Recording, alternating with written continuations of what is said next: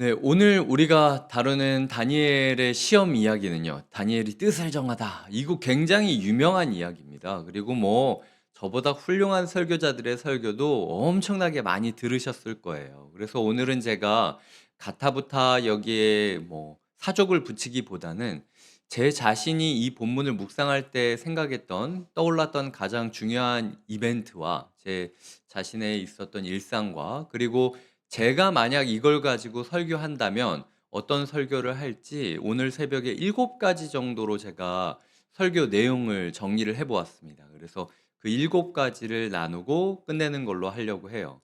뭐 각자에 대해서 제가 가타부타 이야기하면 하나가 설교 한 편씩 되기 때문에 그냥 편하게 들어 주시며 마음으로 함께 해 주시면 좋을 것 같습니다. 제가 중학교 3 학년이 되던 때였는데 그 당시에 제가 인제 전교 선도부라고 하죠.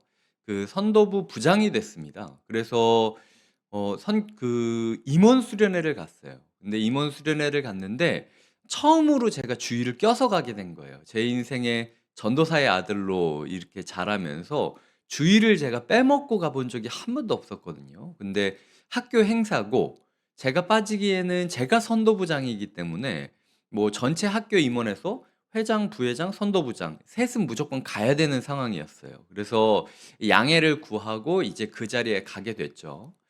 근데 제 마음 가운데 불편함이 되게 있었던 게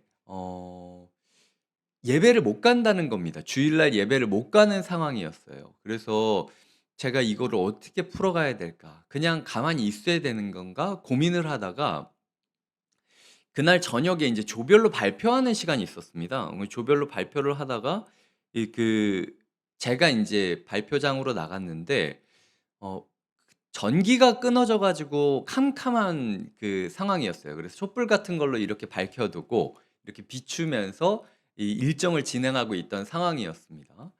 그 상황 가운데 제가 제 회의에 대해서 이야기를 하고 제가 근데 "사견으로 하나 달 게 있다."라고 하면서 선생님들이랑 그 학생들 앞에서 한 가지 이야기를 했어요. 뭐 "대한민국에는 종교의 자유가 있고 그리고 학교는 평일에만 가는 건데 왜 주말까지 불러서 우리가 이걸 해야 되느냐. 주말까지 불러서 이걸 하는 것까지는 이해된다. 근데 나에게도 종교의 자유가 있고 말을 못하는 학생들도 있는데 시작부터 학교 행사가 학생들의 인권을 무시하며 진행을 한다면 그게 우리가 학교를 바로 세울 수 있겠냐. 그러니까 제가 다 예배 드리자고 얘기는 안 하겠다. 예배 드리고 싶은 사람은 내일 어차피 레크레이션 일정이니까 그때 잠깐 지역교회라도 가게 허락해 달라. 이런 얘기를 했어요. 근데 저는 진짜 맞아 죽을 각오로 이야기를 한 건데 그래서 막 벌벌 떨면서 올라갔습니다. '네 이제 학교 잘리는구나.' 막 생각을 하고. 근데 그때 뒤에서 그 선생님들이 박수를 쳐 줬어요. 쟤는 뭐 깡다구가 있다고. 아 뭐 그래 학교는 저렇게 근성으로 사는 거 약간 그 당시는 쪼끔 그런 게 있었거든요. 그래서 소위 말해서 '근성이 있다. 너 진짜 뭘 해도 하여튼 그냥 중간은 안 되겠구나. 그래 한번 너 갈 수 있으면 차편 네가 구해 가지고 뭐 이렇게 해 가지고 가고 싶은 애들이랑 같이 가라. 몇 명이나 되는지 보자.'라고 이야기를 해 가지고 제 기억으로 그리 많은 숫자는 아니었어요. 하지만 저 혼자 갔던 건 아니었습니다. 다른 친구들이랑 같이 지역 교회에 참석해서 같이 예배를 드리고 왔던 기억이 있어요. 그리고 나중에 인제 집에 와서 이제 어머니를 만났는데 어머니가 저한테 갑자기 그런 이야기를 하는 거예요. "혹시 너 무슨 일 없었냐."고. 그래서 "무슨 일 있기는 있었는데 왜 물어보냐?" 그랬는데 어머니가 인제 기도하던 중에 제가 껌껌한 곳에 혼자 서 가지고 막 뭔가 외치고 싸우고 있는 모습을 보았다라는 거예요.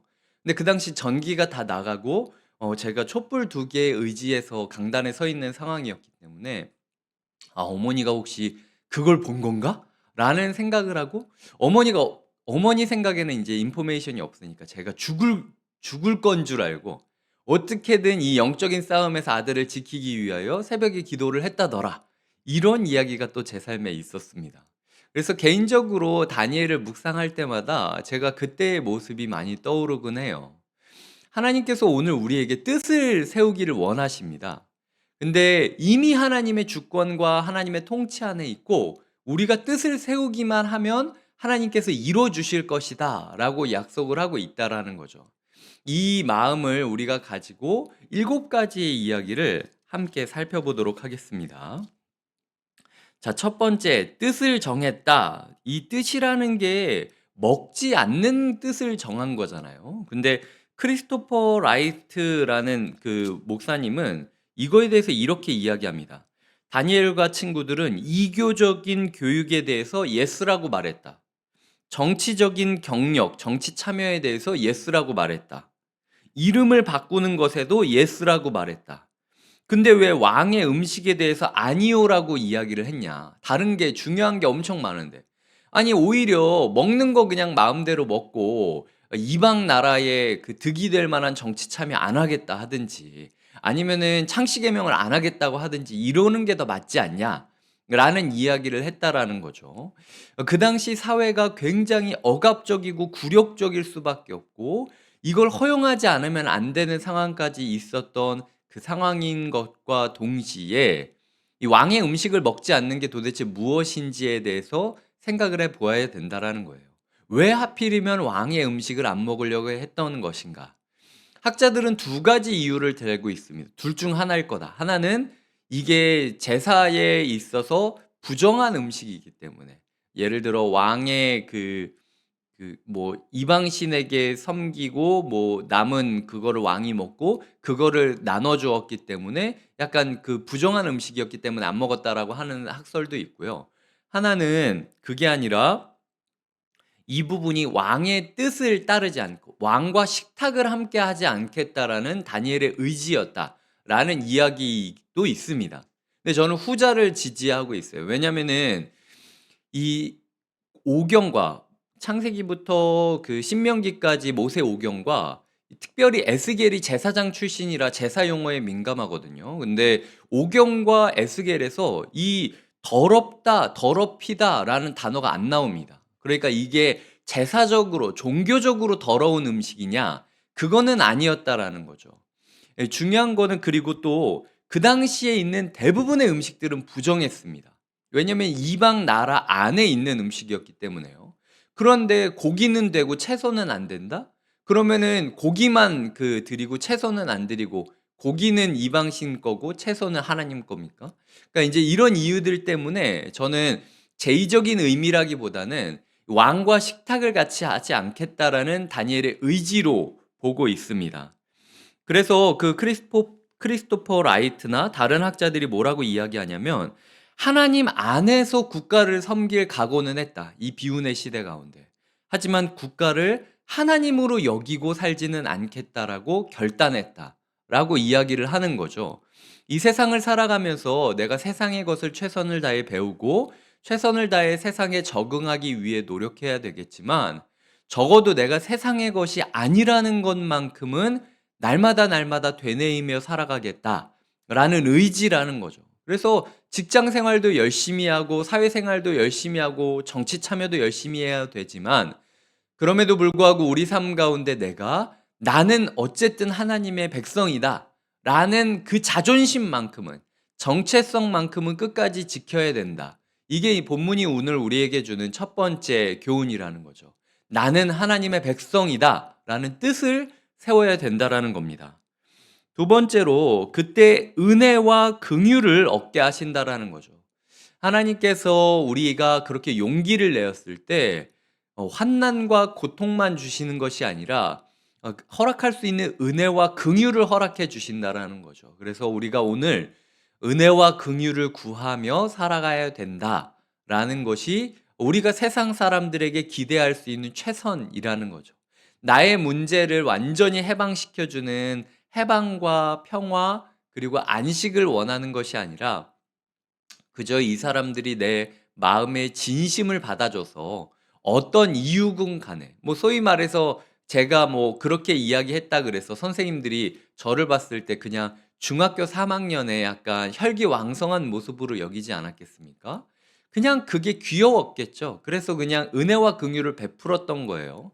제가 원했던 모습은 아니었지만 어쨌든 제 마음의 진심이 열매 맺을 수 있도록 하나님께서 때에 맞는 은혜와 때에 맞는 긍휼들로 우리를 인도해 주고 있다라는 거죠.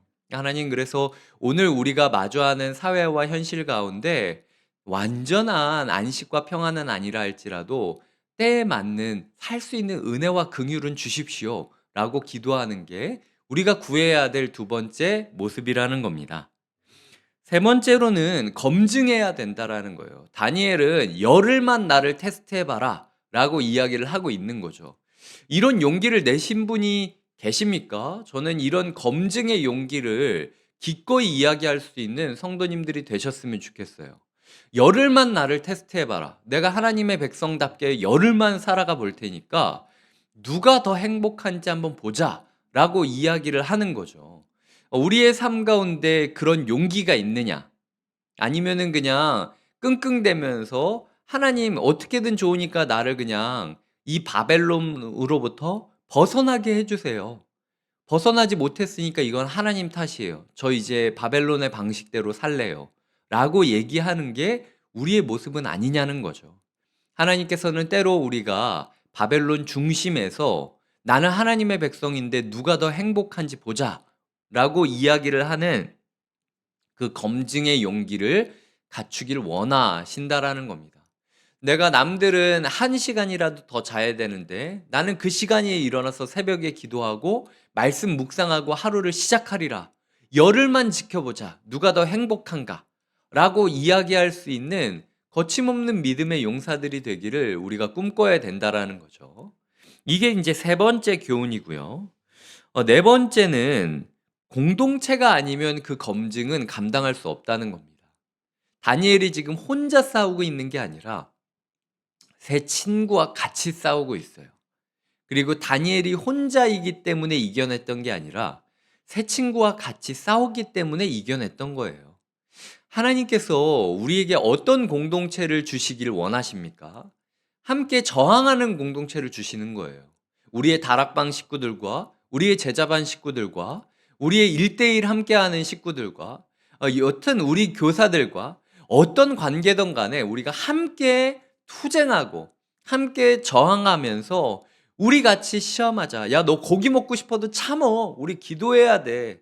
우리 할 수 있어. 서로를 격려하고 기뻐하고 붙잡아주고 의지할 수 있는 관계. 그 공동체가 아니면 우리는 그 검증을 통과할 수가 없어요. 하나님께서 오늘 우리에게 그 믿음의 공동체, 함께 싸울 수 있는 공동체를 주시기를 기도해 주시기 바랍니다. 그저 그냥 서로가 다독거리고 괜찮을 거야, 뭐 잘 될 거야, 하나님도 이해해 주실 거야, 이런 얘기하고 끝나는 그런 위로 공동체로 끝나는 게 아니라 위로도 언제까지 위로만 하고 있겠습니까? 싸워서 이겨야죠. 그리고 희망을 봐야죠. 그래야 위로가 생명력을 얻을 수 있지 않겠습니까? 하나님이 저주받은 땅, 이방 땅, 간극이 느껴지는 이 일상 가운데 살아남을 수 있고 이겨낼 수 있는 믿음의 동역자들을 주십시오. 그 사람과 내가 같이 싸우겠습니다라고 달려들고 꿈꾸는 투쟁 공동체를 우리가 그려야 된다라는 겁니다. 다섯 번째는 15절에 보면은 열흘 후에 그들의 얼굴이 더욱 아름답고 살이 더욱 윤택했다라고 이야기를 하고 있습니다. 신앙생활은요, 행복입니다. 제가 만약 다니엘처럼 열흘만 지켜보자라고 했다면요, 솔직히 저 피골이 상접했을 것 같아요. 열흘 동안 걱정하느라. 내가 이렇게 막 던지기는 했는데 하나님이 이거 들어주실까? 내가 이거 열흘 안에 안 되면 나 진짜 참수형 당하는 거 아니야? 이거 완전히 이제 개쪽인데? 생각을 하면서 열흘 동안 완전히 마음 졸이면서 야, 우리 어떻게 너 좀 더 마른 것 같아. 채소 더 먹어야 되는 거 아니야? 라는 식의 얘기들을 하면서 더 막 우울해지고 막 그렇게 눌려 있었을 거예요. 근데 10일이 지났는데 다니엘과 친구들의 얼굴이 더욱 밝아지고 살이 더욱 올랐다라는 게 저는 굉장히 놀랍습니다. 물론 저도 뭐 하여튼 물론 저도 그 입장에 된다면 어떻게 될지 모르겠지만 동역자들이 서로를 붙잡고 으쌰으쌰 해줬기 때문에 다니엘은 그 어려운 시험 상황에서도 하나님이 주시는 행복, 하나님이 주시는 풍요로움을 누릴 수 있었다라는 거죠. 하나님이 우리에게 신앙생활을 막 쥐어짜고 막 괴롭고 힘들게 만드는 그런 신앙생활 주지 않으셨습니다. 하나님은 이 세상 그 무엇보다도 풍성한 삶을 우리에게 주시겠다라고 이야기를 했어요.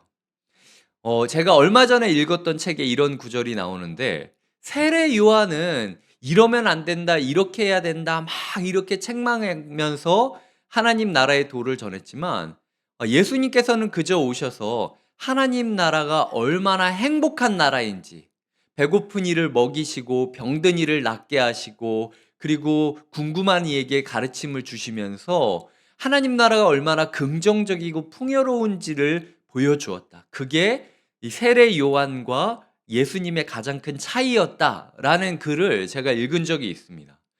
하나님께서 우리에게 주시는 신앙생활의 열매가 말라 비틀어지지 않기를 기도해 주셨으면 좋겠어요. 주님, 다니엘이 열흘 동안 진짜 그렇게 고민하고 아파했을 텐데도 살이 통통하게 오르고 얼굴이 행복해 보였다라는 거. 저도 좀 그런 신앙생활을 했으면 좋겠습니다, 주님. 저에게 행복 주세요. 그리고 제가 하나님 때문에 행복하다고 고백할 수 있는 다니엘로 살아가겠습니다. 라고 버릴 염려 다 버리시고, 버릴 걱정 다 버리시고, 그저 하나님 주시는 풍요함을 누리자. 이게 오늘 제가 드리는 다섯 번째 이야기입니다. 여섯 번째는 17절인데요. 하나님이 소년에게 학문을 주시고 모든 서적을 깨닫게 하시고 지혜를 주셨으니 다니엘은 또 모든 환상과 꿈을 깨달아 알더라. 밥은 거절하고 지식은 탐구했다. 이 구절에 대해서 이렇게 이야기하는 글을 읽었습니다. 근데 맞아요.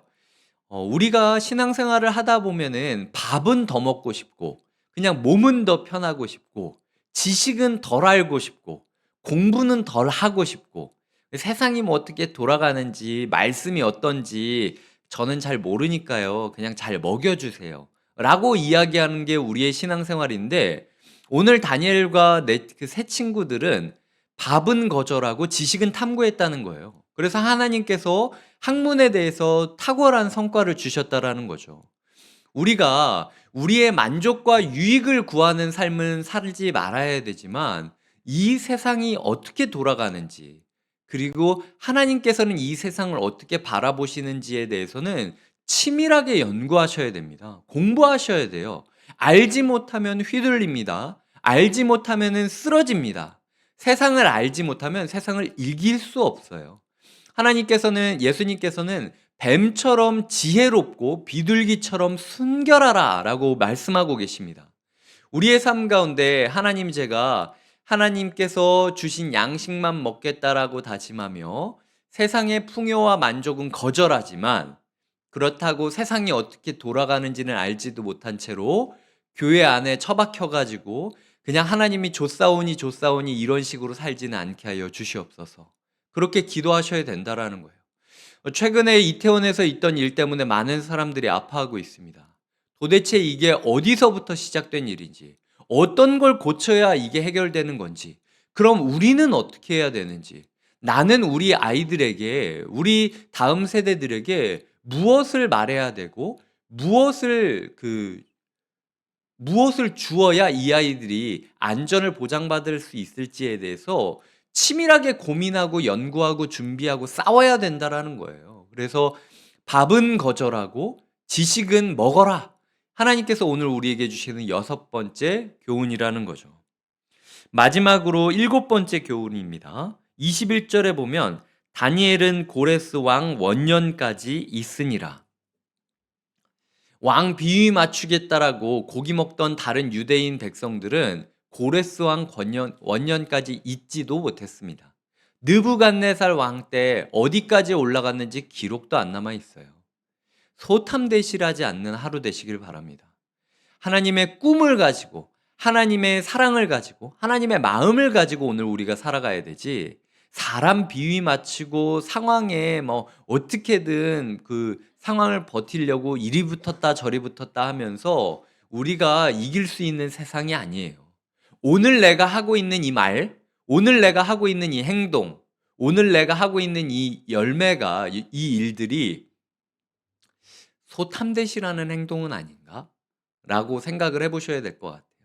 하나님, 제가 상황을 그저 면피하기 위하여 사람 눈치 보느라 하루 보내지 않게 하여 주시옵소서.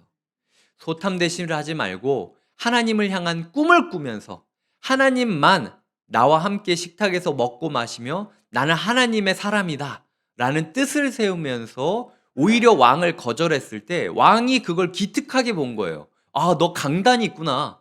너 그리고 야, 이렇게 하는 놈들이 더 잘 되는 놈이야. 그래, 이런 놈들인 거지. 그냥 내 말 하는 대로 다 이렇게 하고 이런 애들 그냥 수동적으로 그 주어진 이야기만 하고 뭔가 창의성이 없어, 창의성. 근데 다니엘 보면은 모든 환상과 꿈, 책에도 없고 사람들이 무슨 일도 모르는데도 불구하고 다니엘은 그 마음 가운데 이놈은 그래도 기백이 있고 창의성이 있어서 이게 무슨 이야기 하는지를 줄줄줄줄 다 해석을 해준단 말이야. 이렇게 신기하게 여겼던 게 오히려 다니엘이 예상한 건 아니지 않습니까? 다니엘은 그저 하나님 앞에 바르겠다. 나에게 인생에 있어서 가장 중요한 게 무엇인지 알고 행동했던 건데 하나님께서는 그 다니엘을 통하여 누구보다도 오랫동안 정치 활동을 하고 하나님 나라를 꿈꾸게 할 수 있는 기회들을 허락하신다라는 거죠. 하나님께서 오늘 우리에게 말씀하시는 이 교훈들이 우리의 삶에 행해지길 바랍니다. 우리도 뜻을 세우고 은혜와 긍휼을 구하며 공동체와 함께 끊임없이 싸우고 검증했으면 좋겠어요. 그때 하나님께서 우리가 어떤 사람인지 세상을 바로 보게 하시고 하나님만이 줄 수 있는 교훈들을 또 주심으로써 우리가 기대했던 것보다 더 영향력 있는 사람으로 오늘 하루를 살아가게 하실 것을 믿으시기 바랍니다. 함께 기도하시겠습니다. 제가 기도하겠습니다. 하나님, 우리가 함께 주님께 나아갑니다. 주님, 우리가 다니엘과 새 친구와 같은 사람들이 되게 하여 주시옵소서. 사실 다니엘과 새 친구가 잘났기 때문에 이런 일이 된 건 아니고 다니엘과 새 친구가 내가 적어도 다른 건 다 배울 수 있지만 왕의 사람은 아니다. 나는 하나님의 사람으로 왕을 섬기는 거지 왕의 사람으로 살아가지는 않겠다라고 결의를 했을 때 하나님이 그들을 먹이고 입히시고 이끌 것을 다니엘과 새 친구는 신뢰했기 때문에 이렇게 된 것을 우리가 알고 있습니다. 주님, 오늘 우리가 소탐대실하지 않고 공동체와 함께 싸우게 하여 주시옵소서. 하나님, 그리하여 오늘 우리에게 다니엘에게 주셨던 그 승리의 역사가 우리에게도 이어지게 하여 주시옵소서. 감사하고 예수님의 이름으로 기도드립니다. 아멘.